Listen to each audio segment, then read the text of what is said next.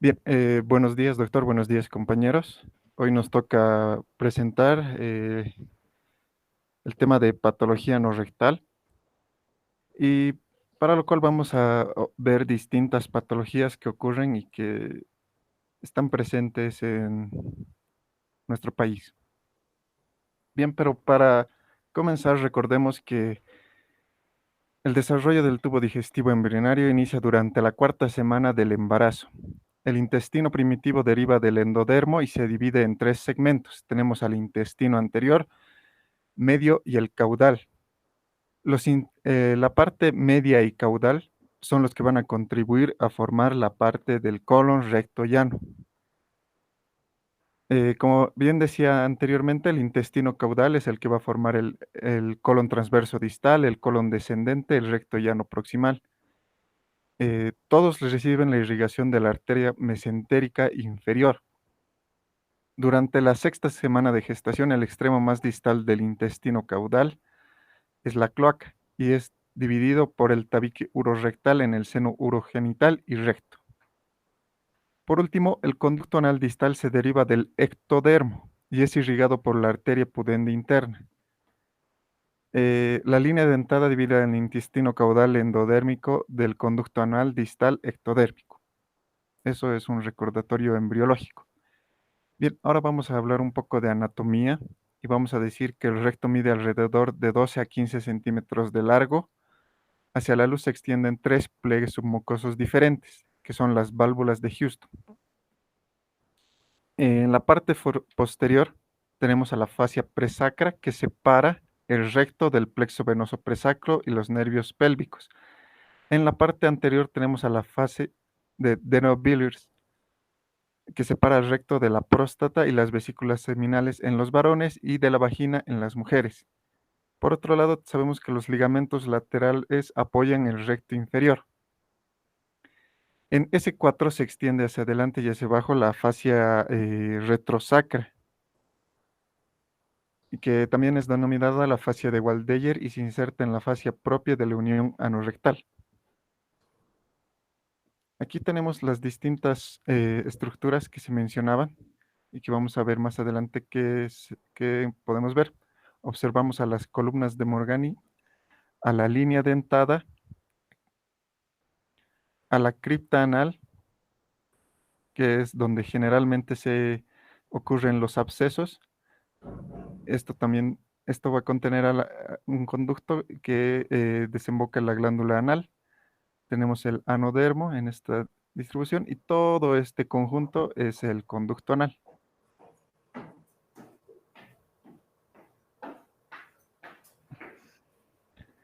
Y bien, aquí tenemos más las delimitaciones.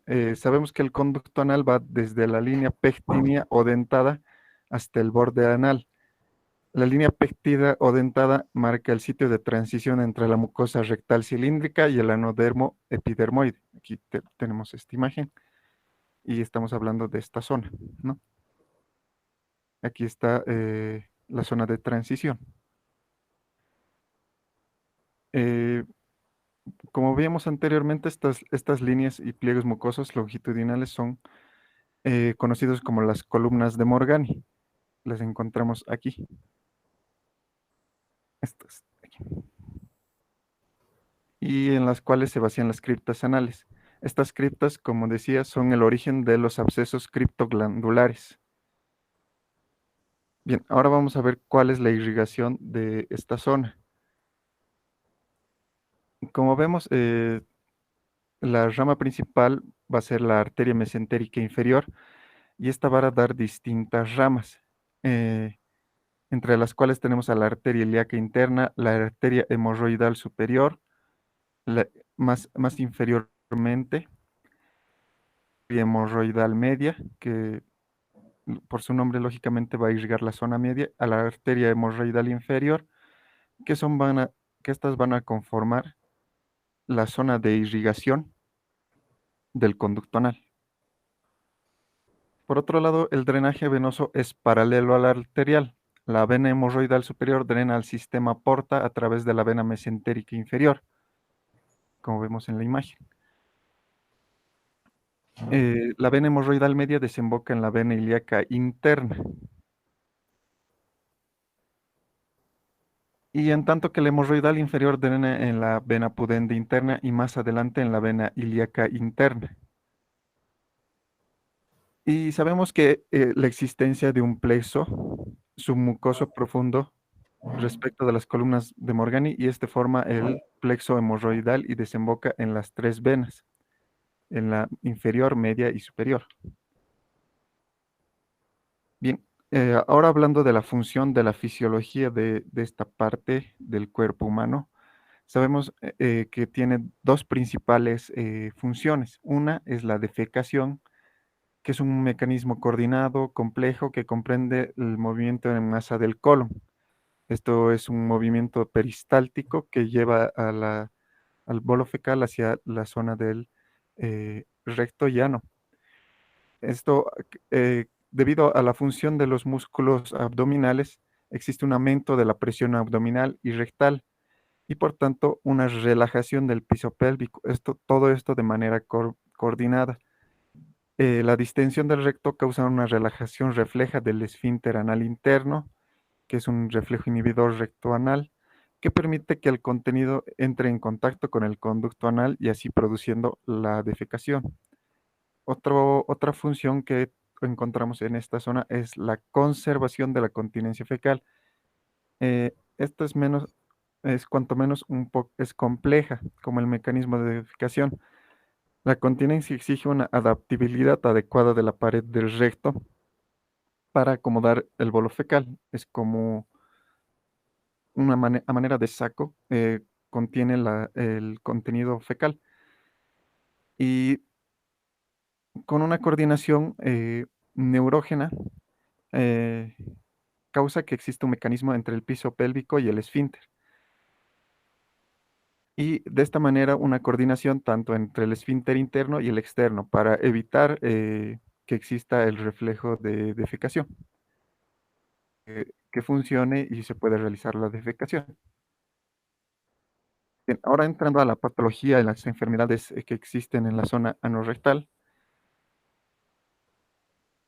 primero siempre va a ser que el paciente va a llegar a la consulta y se debe realizar una correcta anamnesis, una adecuada exploración física y, por supuesto, debido a que en esta zona debemos hacer el tacto rectal para evidenciar nuestra sospecha y confirmar nuestro diagnóstico posible. Bien, no lleguemos de esta manera al diagnóstico, pero debido a nuestra sospecha clínica, podemos realizar distintos estudios que complementen y ayuden a realizar una mejor observación de esta zona. La ecografía, la manometría, la tomografía computada, la resonancia magnética, el enema de contraste, la endoscopía o examen bajo anestesia para establecer el diagnóstico definitivo. Bien, vamos a empezar con la enfermedad hemorroidal. Y tenemos aquí dos definiciones. Las hemorroides son cojinetes del tejido submucoso que contienen vénulas, arteriolas y fibras del músculo liso localizadas en el conducto anal. Y sabemos que la enfermedad hemorroidal como tal es la dilatación de los plexos hemorroidales que genera síntomas. Ese punto es importante. Existe por distintas situaciones. Eh, tenemos que existen factores predisponentes como el hereditario. Una condición hereditaria no se ha determinado con precisión, pero se conoce que en casos familiares, es decir, el padre, el abuelo tenían hemorroides, es posible que dependiendo los hábitos del hijo, también los vaya a desarrollar la enfermedad hemorroidal. Por otro lado, tenemos los anatómicos. Como sabemos, las venas de la porción inferior del recto están contra la gravedad. Y en esta zona existen tres plexos, como veíamos anteriormente, un superior, que es tributario directo de la porta, un medio, que junto con el inferior son tributarios del sistema cava, Esto causa que exista una mayor dilatación a esa zona. Otro punto importante es conocer los antecedentes del paciente y saber si no tiene una enfermedad que es conocida como la hipertensión portal, debido a que el aumento de la presión en la vena porta causa de manera retrógrada la aparición de hemorroides, de esta manera la circulación colateral. En el punto de los factores predisponentes a nivel fisiológico, tenemos al embarazo y al estreñimiento. ¿Qué ocurre en esta situación? Se incrementa el diámetro de los plexos venosos y su salida del conducto anal. Hemorroides. Eh, en el embarazo ocurre lo que se denomina la hemorroides del embarazo. No amerita hacer manejo, pero debe estar bajo observancia permanente. Respecto a los profesionales, los factores predisponentes profesionales. Las personas que pasan mucho tiempo sentados, como son los choferes, oficinistas, taxistas, que impliquen estar largos periodos de tiempo sentados, causan una mayor predisposición a la formación de hemorroides. Y en este año y medio de pandemia que hemos tenido, el trabajo presencial ha sido reemplazado por el trabajo a distancia, ¿no? Los trabajadores estén sentados alrededor de más de 12 horas, siendo una que a la larga vaya a desarrollar siguientes patología del hemorroidal. Saber su clasificación. O sea, como bien dice la literatura, se clasifican en internas, externas y mixtas. Las internas se desarrollan por encima de la línea dentada o línea pectida y están cubiertas por mucosas, se ven más rosadas. Las externas se originan por debajo de la línea dentada en el margen anal y están cubiertas por piel, se ven lisas. Y algunos autores refieren que existen las mixtas. Algunos se encuentran recubiertos por piel y otros por mucosa. Eh, a, a un componente interno, es decir, a la piel, se le añade uno externo y no al revés. Y a su vez, las internas se van a dividir de respecto a los grados. Y esto va a estar dado por el grado de protrusión que exista en esta zona. El grado 1. El hemorroide se encuentra por encima de la línea pectínea y no protruye. El motivo de la consulta es dolor postdefecación leve o prurito. En el grado 2 ya es un tamaño más importante y sabemos que empieza por encima de la línea pectina, protruye, llega al margen anal y se reduce espontáneamente. El motivo de consulta es la sensación de cuerpo extraño que aparece a la defecación y luego desaparece. En el grado 3, la hemorroide se encuentra por encima de la línea pectínea, protruye y sale del margen anal, pero no requiere reducción manual. Requiere, pero Pero requiere. requiere reducción manual, perdón. El grado 4. La hemorroide se encuentra por encima de la línea pectínea, protruye, pero no reduce, es irreductible. El motivo de consulta es la sensación de cuerpo extraño nuevamente. El paciente refiere que eh, tiene un cuerpo extraño en la zona anorrectal. ¿Cómo se va a realizar el diagnóstico? Como hemos dicho bien en primera instancia, el paciente va a llegar a consulta porque va a evidenciar que existe un sangrado cuando realiza la defecación. Otro punto importante es que va a existir prurito o escozor en esa zona. El paciente refiere la sensación de cuerpo extraño. Y en otros casos no tan frecuentes la complicación, la trombosis. ¿Cuáles son los antecedentes que nos va a referir el paciente? Va a referir que tiene estreñimiento, que no va con regularidad al baño y cuando va al baño necesita hacer mucho esfuerzo para realizar la defecación. Otro punto importante es el tipo de alimentación. Los tipos de alimentación que no tengan alto contenido de fibra y mayor predominancia de grasas va a ser los que van a predisponer a que el paciente presente enfermedad hemorroidal. La cantidad de agua que el paciente consume, bueno, sabemos que en estimaciones se debería tomar 2 litros de agua en una persona que pesa alrededor de 60 y 70 kilos para que la digestión funcione de manera adecuada. Otro punto importante, como veíamos, es el oficio que desarrolla el paciente, ya que está demostrado que las personas que mayor tiempo pasan sentadas eh, tienen mayor predisposición a desarrollar la enfermedad hemorroidal. Bien, lo más importante en esta patología es realizar la exploración y para esto tenemos eh, dos posiciones que nos ayudan a visualizar de manera adecuada y realizar una clasificación adecuada de la enfermedad hemorroidal. Es la posición de Sims o lateral izquierda, la vemos aquí en la imagen. Es recomendable para el examen clínico. Y tenemos a la posición genopectoral, no recomendable para examen clínico, pero sí para el examen instrumental, que es la rectosigmoidoscopía. Bien, ahora vamos a ver los distintos formas de analizar y clasificar la enfermedad anorrectal, en específico la enfermedad hemorroidal.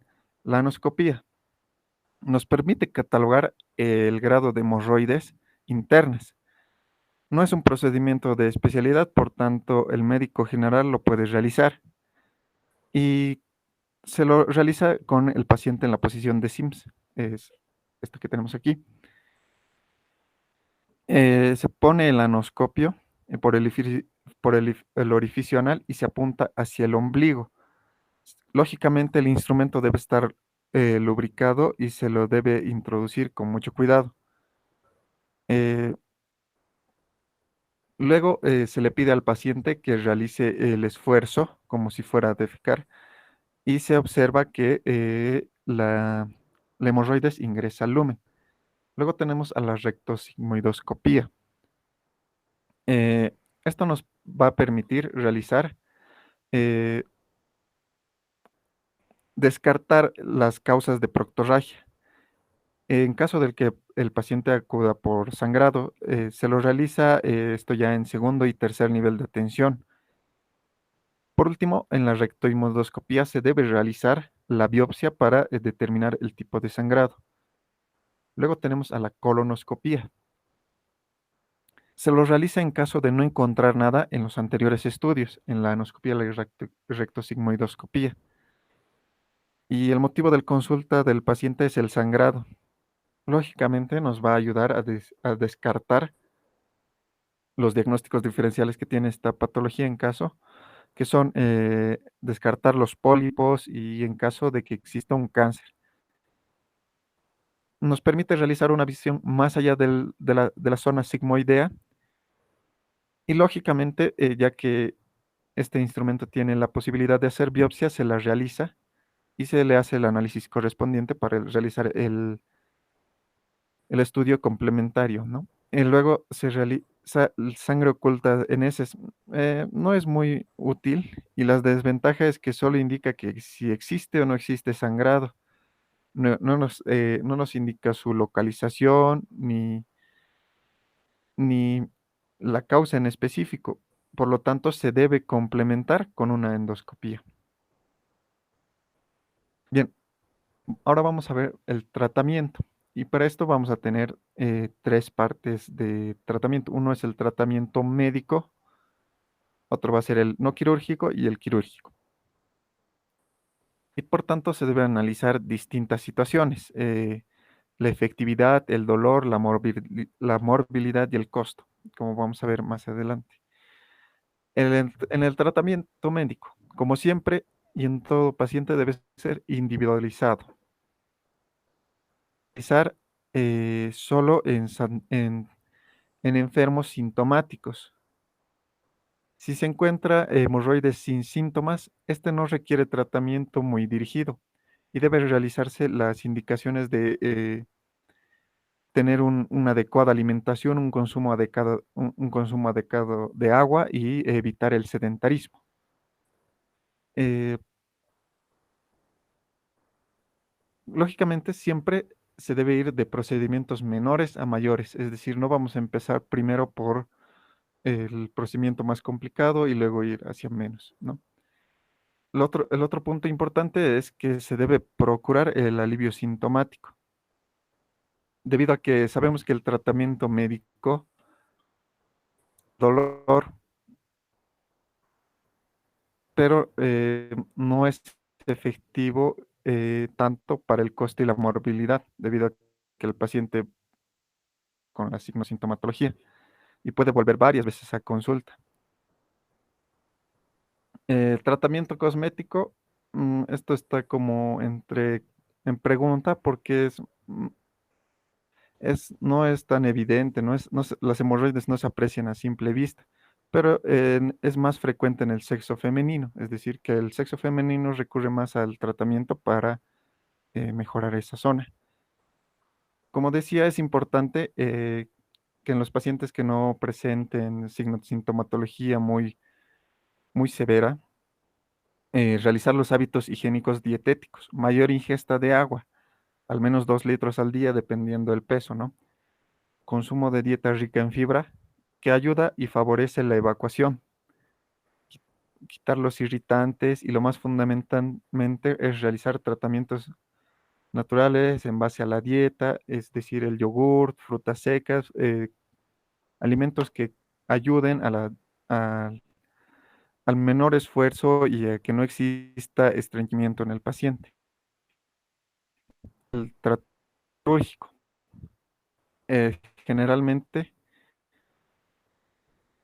los grados de hemorroides 2 y 3 quirúrgico.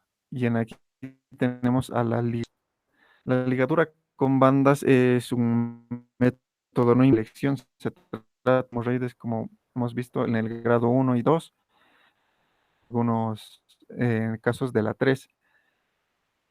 Produce dolor y se lo realiza en hemorroides internas, no se hace en hemorroides externas. El beneficio que tiene es mejor relación coste-beneficio porque es un procedimiento barato, mayúsculo en casos de que exista sangrado. Existe poca morbilidad y la efectividad a corto plazo es de un 70-80%. Va disminuyendo a un 60%. Vuelve a aparecer un paquete hemorroidal, por lo que se deja 2 o 3 bandas. Consiste en que se ubica la hemorroide hacia el tambor y se cargan 2 bandas que una vez apretado el gatillo, este dispara el paquete del que queda atrapado entre 2 bandas. Lógicamente es como una ligadura, la escleroterapia, pero puede cumplir más complicaciones. Entonces, se requiere de una jeringa masculina, se le realiza una solución esclerosante, alcohol absoluto diluido en urea, aceite de oliva diluido en urea, lidocaína mezclado con alcohol absoluto. Y se realiza la inyección de la agente base del hemorroide en la submucosa. Se debe repetir unas 3 veces. Pasar el plano submucoso. Tiene esta escleroterapia es que puede producir infección local e incrementar el dolor. Entonces, estaría causando una complicación más grave. Luego tenemos a la fotocoagulación infrarroja. Esta es un poco más cara, pero funciona mejor en el grado 1 y 2 de las hemorroides sangrantes. Ocasiona menos dolor, es una técnica más sencilla para el operador. Existe mínima morbilidad, es operador dependiente. Si no se la hace de manera adecuada, puede lesionar el esfínter interno.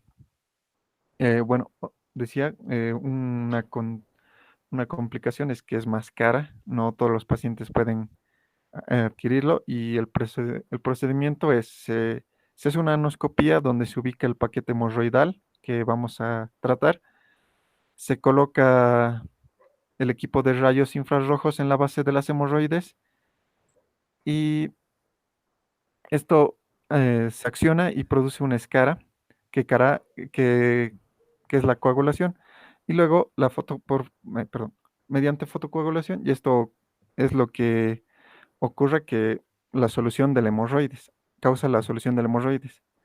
Este procedimiento está contraindicado en hemorroides grandes. Por último, eh, tenemos al procedimiento quirúrgico. Debe escogerse el procedimiento más sencillo, debe realizarse enema previo, 2, 3 horas antes del procedimiento, para tener una zona limpia. No es necesaria la profilaxis antibiótica y sabemos que está indicado para los grados más severos. El grado 3, que no se resuelve con el tratamiento de consultorio. El grado 4, en este grado no existe tratamiento conservador y sí o sí tiene que ser quirúrgico. En hemorroides complicadas, y esto va a ser generalmente en pacientes que tengan una comorbilidad, en pacientes diabéticos o en pacientes que requieran el tratamiento de corticoides. Y vamos a tener distintas técnicas nuevamente. La hemorroidectomía, en el cual se realiza la exéresis de los paquetes hemorroidales. Y tenemos dos técnicas. La de Millian Morgan, es una técnica de un cirujano inglés que tras la resección del paquete hemorroidal se dejan abiertas las heridas para el cierre por segunda intención, tracción espontánea entre 4 y 8 horas y ofrece menos dolor, pero causa más incomodidad en el paciente. De Ferguson es una considerada técnica cerrada y algunos la denominan la técnica americana. Cierra toda la brecha y una vez se cierran por primera intención, sesión más rápida. Luego tenemos la técnica de Ruiz Moreno, cerrada también. Se usa con más frecuencia en esta zona, en Latinoamérica, en el cual se cierra la mucosa y se deja abierta la piel. Es la más dolorosa, aunque tiene mejor evolución que las otras dos técnicas. La, bueno, la que tenemos aquí en imagen, pexia grapada, por un cirujano italiano, Antonio Longo, trato de sutura mecánica. El procedimiento consiste en dilatar el ano, un anoscopio que con un dilatador se fija eh, a un separador viendo dónde está la pectina. Con otro anoscopio, a medida se hace una jareta en la parte de arriba por encima del hemorroides. Aparato por la sutura mecánica que tiene un yunque y un cilindro, donde se encuentran las grapas que está justo a la jareta cerrando el yunque y luego se hace el disparo, ¿no? Y esto causa que eh, no haya heridas cutáneas y se ve solamente la línea de sutura, como vemos aquí en la imagen. Es un procedimiento ambulatorio, pero está reservado para las hemorroides de grado 2 y la mayoría de los grados 3. En algunos casos se pudiese realizar en donde se vea que el componente cutáneo no corrige el procedimiento, sino requiere hemorroidectomía. La dificultad es de esta cirugía es que el operador debe ser muy habilidoso para realizar esta técnica y por tanto tiene un costo elevado. Las otras alternativas es la incisión y ligature, y la cirugía con láser. Respecto a la cirugía con láser, es un procedimiento lógicamente caro. No aporta tantas ventajas sobre otras técnicas, ya que el sistema que emplea en cuanto a la coagulación hace que se liberen partículas del sitio donde se está aplicando estas partículas y puede condicionar a complicaciones. La dificultad que tiene es que no se puede evaluar la profundidad y puede darse una lesión en el aparato esfinteriano. Bien, ahora vamos a pasar a otra enfermedad en la zona anorrectal y es la fisura anal. Y por definición conocemos que es el desgarro lineal a nivel de la mucosa del canal anal por debajo de la línea dentada. Y esta se clasifica en aguda, que es menor a 6 semanas y generalmente se presenta en jóvenes, en adultos jóvenes o niños. Y se presenta, existe la presencia de fisuras en la comisura anterior del ano en el sexo femenino que se da especialmente por el uso de paños higiénicos durante el catamenio, tras el parto o tras periodos de estreñimiento. No requiere intervenciones mayores y su manejo es exclusivamente médico. Por tanto, se recomienda un manejo conservador, que es mayor a 6. Se localiza el 80% en la comisura posterior, 15% en la comisura anterior y 5 a 3% en ambas comisuras, fisura anterior y posterior. Dentro de la patología se encuentra la, la que va a tener un mayor desarrollo de la enfermedad, va a ser la crónica y por tanto el manejo debe ser quirúrgico. Y se tiene la tríada de Brody. ¿En qué consiste eso? La fisura, es decir, que existe la visualización del esfínter interno. Existe una hemorroide centinela, que es denominado satélite externo. Y se evidencia una papila hipertrófica, que se encuentra por encima de la línea dentada. Algunos la llaman el satélite interno. Bien, respecto a la fisiopatología, existe la presencia de trauma al paso de la materia fecal dura sobre un esfínter contraído. La presión elevada del esfínter anal interno, el reflejo rectoanal inhibitorio está alterado, no hay una función normal y por tanto va a existir isquemia por el esfuerzo al momento del acto defecatorio. La clínica que va a presentar y por lo que generalmente va a acudir el paciente es el dolor. Es durante y después de las evacuaciones y puede durar entre 15 a 2 horas después de la defecación. El sangrado. El sangrado que vamos a ver en el caso de fisura va a ser fresco, rojo, rutilante y escaso. Para el acto defecatorio puede ser que aparezca y que esté en el inodoro o en el papel higiénico. Una característica, lo más importante, fresco, rojo, rutilante y escaso.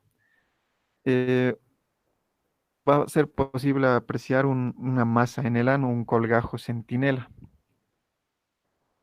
Otra clínica que va a referir al paciente es que tiene estreñimiento, disuria, urgencia o dispareunia en el caso de las mujeres. ¿Cómo se va a realizar el diagnóstico? Como siempre, es necesario hacer una anamnesis adecuada y el paciente se queja de dolor cuando realiza las deposiciones. No lo realiza de manera tranquila y siente muchas molestias a ocasión. La exploración física se debe visualizar la fisura a nivel del anodermo. im- Esto ya nos indica el diagnóstico. La palpación, al realizar el tacto rectal, se debe establecer si el esfínter es tónico. Se debe relajar con la sugerencia era gel, lubricar el dedo índice y realizar el coqueteo anal que se dice y posteriormente ver el esfínter para poder apreciar Vamos a la clasificación que existe respecto a la fisura anal.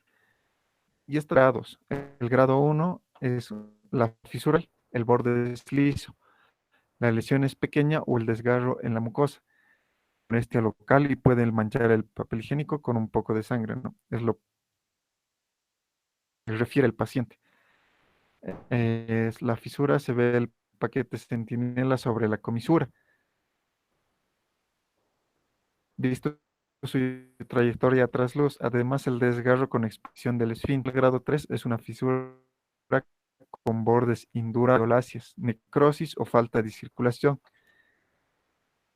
interno. En este grado es el tacto, perdón, porque el proceso inflamatorio es importante y lógicamente si uno intenta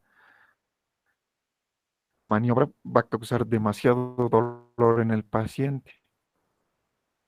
Para el tratamiento, como vemos, tenemos una parte aguda. Se debería recomendar eh, mejorar los hábitos del paciente. Y esto nuevamente se debe sugerir tomar 2 litros de agua, dieta blanda, rica en fibra, ablandadores de las heces, en los cuales encontramos a la chía, la avena, el yogur, que alimentos que los encontramos en los de fácil acceso. Importante es realizar los sediluvios. ¿Qué son los sediluvios? El paciente debe sentarse manzanilla en el lugar donde tiene la molestia y debe estar por lo menos alrededor de 5 minutos en ese baño. En el caso de que exista mucho dolor y mucha molestia, se puede anestesiar. Eh, con este manejo, generalmente las fisuras agudas se resuelven y cicatrizan en un 85% de las crónicas que requieren medidas más tratamiento médico. Cuando las medidas generales no funcionan, como hemos visto, estas medidas y avanza hacia una crónica, los tratamientos médicos, atópica al 2%, colocal, fisura 2 a 3 veces al día por 6 a 8 semanas. Tiene una efectividad del 68%. Es importante para el dolor es los bloqueadores en los cuales tenemos al nifedipino al 2% o diltiazem al 2% en crema. El tratamiento es local y la efectividad es del 60%. Tratamiento posible y hay que ser cuidadosos en ciertos casos, por ejemplo, en pacientes en hipertensión es la toxina botulínica interesfin.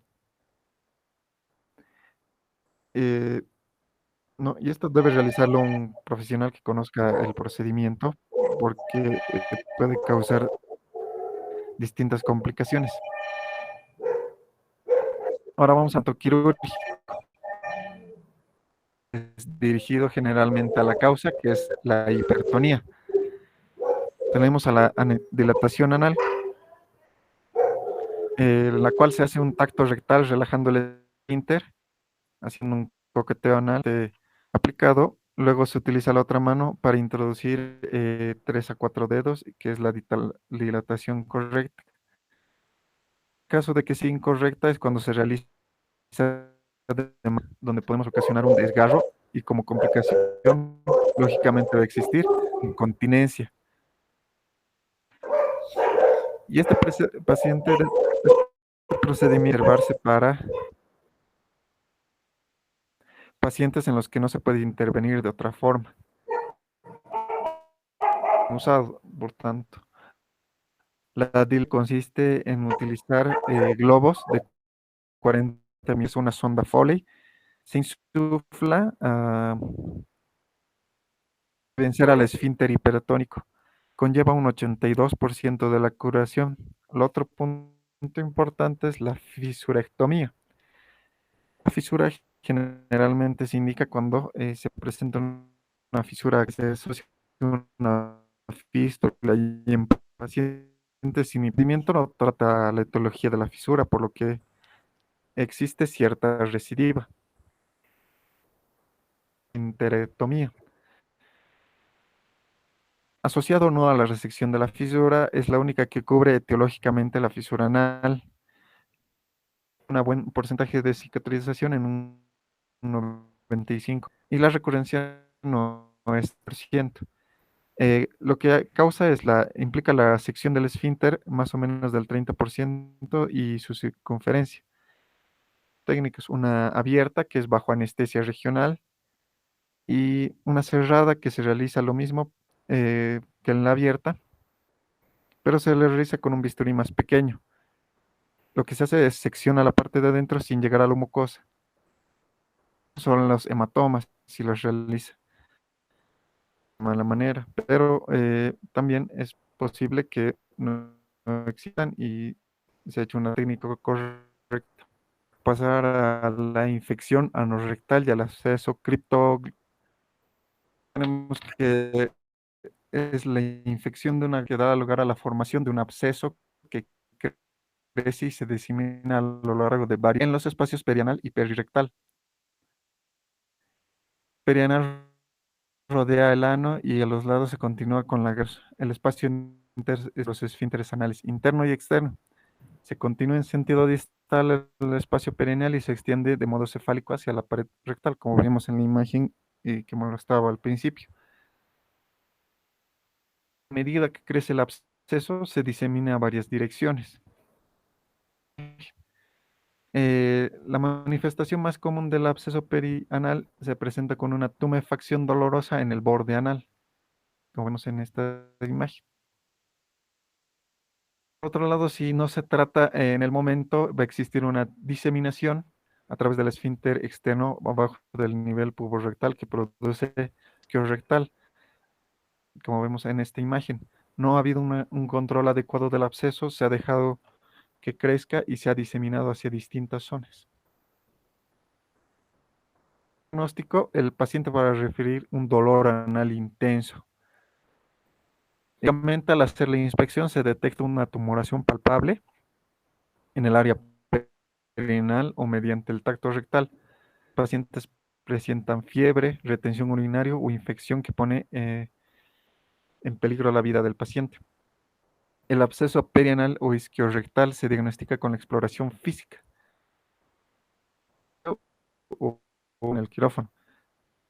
Complejos o atípicos, que es muy sea necesaria el uso de FIA computarizado o resonancia magnética, delinear la extensión y la anatomía del absceso.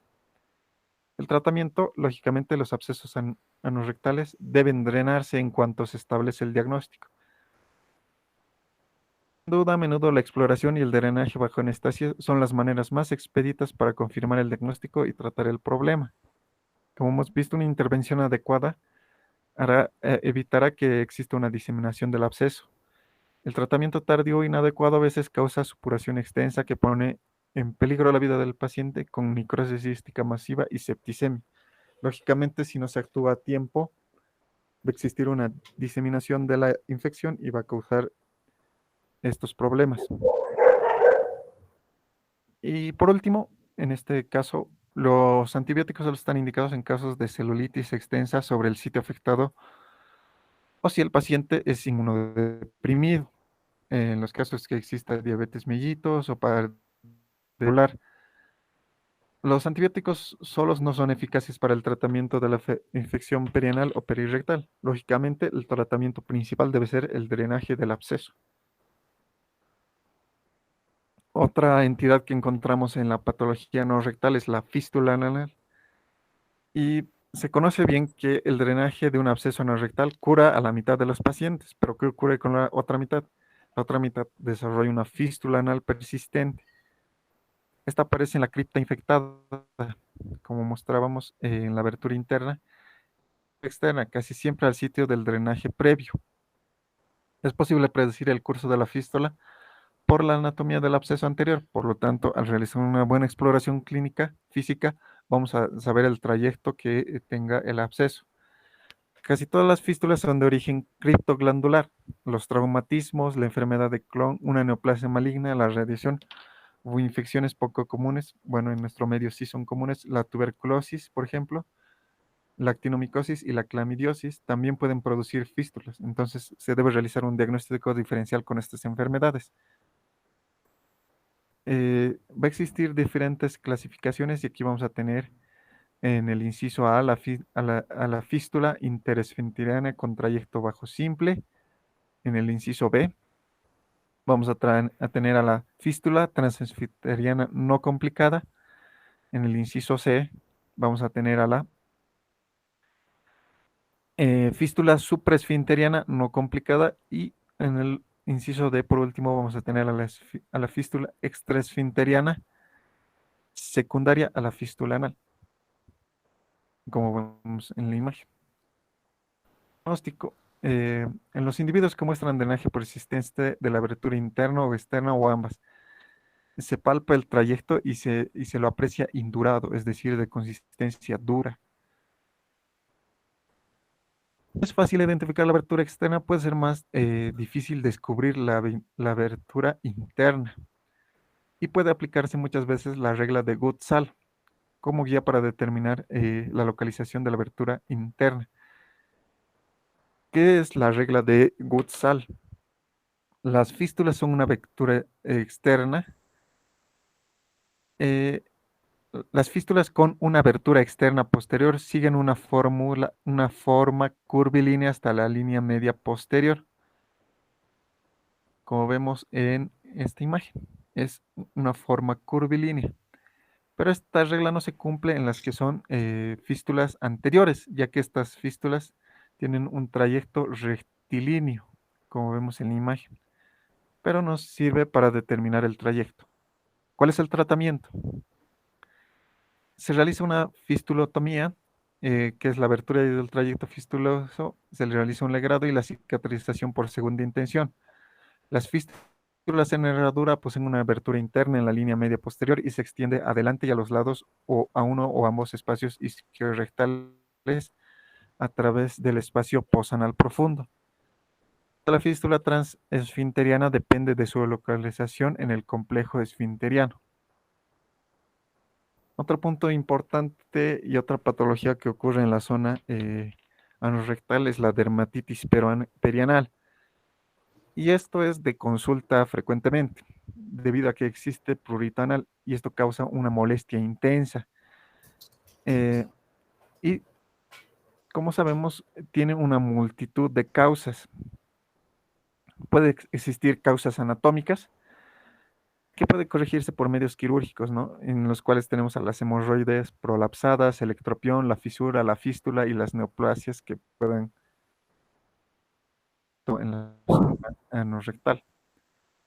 Conocidos y los más frecuentes son las infecciones a nivel perianal, que se pueden manifestarse con prurito anal y en las cuales conocemos a distintas causas, por ejemplo, la cándida, el epidermophyton, los parásitos, que hemos visto anteriormente en las cátedras de parasitología, el Enterobius vermiculares, uno de los que más causa molestia y causa mucha molestia, especialmente en niños, el Pediculus pubis, el Sarcoptes scabei, algunas bacterias como el Corynebacterium minutissimum, esto causa eritrasma, el Treponema pallidum, en el caso de la sífilis, y en algunos casos papiloma humano, lo que causa el condiloma combinado. No se debe descartar en esta situación que no existe una higiene adecuada del paciente también, para lo cual debe valorarse adecuadamente. Otro punto importante es que hay pacientes con trastornos psiquiátricos que pueden referir, lógicamente por su patología, que existe un prurito anal intenso, siendo que esta circunstancia se causa por la afección psiquiátrica. El tratamiento. El tratamiento se va a centrar en eliminar los irritantes. En algunos casos, mejorar la higiene perianal y no rascarse, ya que esto produce más daño que el beneficio y además puede causar distintas infecciones por el rascado, ¿no? Y como no existe una higiene adecuada, va a causar distintos problemas. Puede que se necesite biopsia o cultivo para descartar una causa infecciosa o si se trata de una causa dermatológica. Y esto nos va a permitir realizar el tratamiento adecuado, ¿no? Otro punto importante es que en el caso de que la molestia sea muy intensa, se puede recomendar el ungüento de hidrocortisona al 0,5 o al 1%, que va a causar un alivio sintomático, pero no debe utilizarse por periodos prolongados por peligro a la atrofia dérmica, ¿no? Por tanto, siempre se debe buscar la causa del prurito anal. Las barreras cutáneas como la calmoseptina también pueden ofrecer alivio, ¿no? Por lo regular se administran con cierto éxito antihistamínicos para disminuir la sensación y las ganas de rascarse del paciente a nivel sistémico o antidepresivos tricíclicos en el caso de que sea necesario, ¿no? En el caso de que sea muy severo y que el paciente no resista o no puede evitar rascarse. Otro punto importante que encontramos en en la patología anorectal son los traumatismos. Estos generalmente vienen desde la zona abdominal y llegan hasta el recto. O lógicamente pueden ser directamente en la zona anorrectal. ¿Qué se debe realizar? El tratamiento de una lesión del colon depende de su mecanismo. En el lapso en la que media entre la lesión y la operación, el estado general y la estabilidad del enfermo. Lógicamente, como generalmente son por traumatismos, primero debe controlarse el estado del paciente. También existe un grado importante de contaminación y puede llegar a la zona peritoneal. Y dependiendo del estado del colon dañado, puede causar más.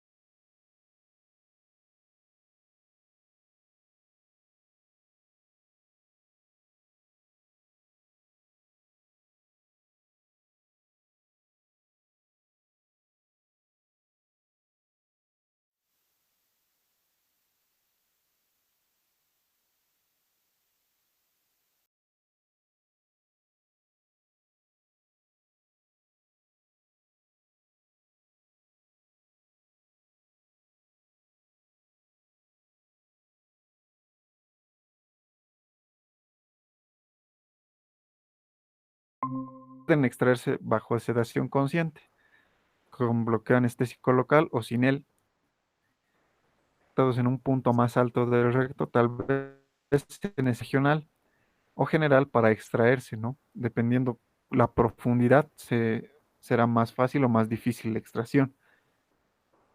Es, es raro que se necesite una laparotomía para extraer el objeto, es que lo sustrae, es crucial valorar el recto y el colon sigmoide en busca de alguna lesión, ¿no? Para evitar complicaciones a la larga. Y por lo tanto debe efectuarse una proctoscopía, una sigmoidoscopía flexible o ambas. Una vez extraído el objeto, debe hacerse un análisis para observar que no existe una lesión a ese nivel. Eso ha sido todo en respecto a patología no rectal. Les agradezco por su atención.